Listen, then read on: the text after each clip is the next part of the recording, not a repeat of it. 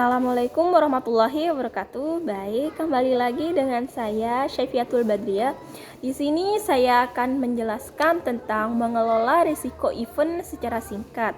Di mana risiko event di sini adalah sebuah peristiwa atau kejadian tertentu yang dapat secara negatif atau positif mempengaruhi peluang proyek untuk memenuhi target yang sudah ditentukan sebelumnya. Adapun faktor timbulnya risiko event yaitu yang pertama, buruknya perencanaan event. Yang kedua, pengelolaan event yang tidak baik. Yang ketiga, buruknya pengelolaan pengunjung. Yang keempat, kesalahan dan kelalaian dari manusia. Yang kelima, kondisi fisik lingkungan event yang tidak aman. Yang keenam,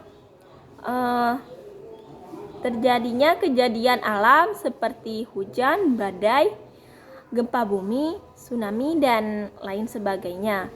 Yang ketujuh, legalitas hubungan antara event organizer dengan penyedia jasa dan kontraktor event. Yang kedelapan, kondisi ekonomi. Yang kesembilan, buruknya keselamatan dan keamanan event. Yang kesepuluh, kesalahan desain dan tata letak tempat. Yang ke-11, buruknya kontrol pada kualitas pelayanan. Yang ke-12, sikap manusia, yaitu demonstrasi yang anarkis dan sabotase. Dan yang ke-13 atau yang terakhir adalah penggunaan teknologi yang didukung oleh tenaga profesional. Selanjutnya, adapun identifikasi risiko event yaitu memiliki 4 tahap, di mana yang pertama adalah tahap identifikasi, yang kedua tahap penetapan, yang ketiga tahap kontrol, dan keempat tahap evaluasi. Di mana tahap identifikasi di sini yaitu memiliki 3. Yang pertama, membagi operasional event dalam tahapan yang berbeda sesuai dengan waktu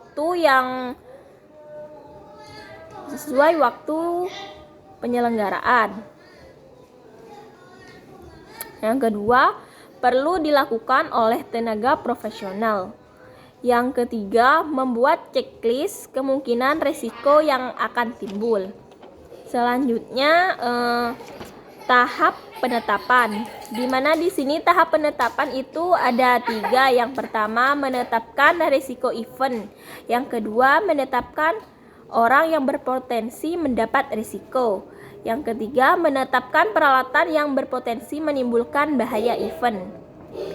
Kemudian adapun tahap dari kontrol, yaitu di mana yang pertama, prioritisasi risiko dengan solusi yang tepat. Yang kedua, melakukan pencegahan. Yang ketiga, membuat pedoman standar risiko.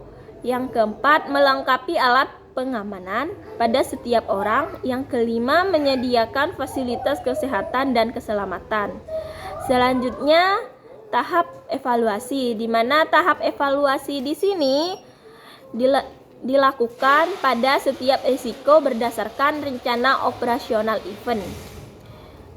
Kemudian yang terakhir ada solusi terhadap risiko event, di mana cara tersebut dengan cara mengelola risiko event. Yang pertama, hindari risiko. Hindari risiko di sini bukan menghilangkan risiko itu, tetapi meminimalisir risiko yang ada.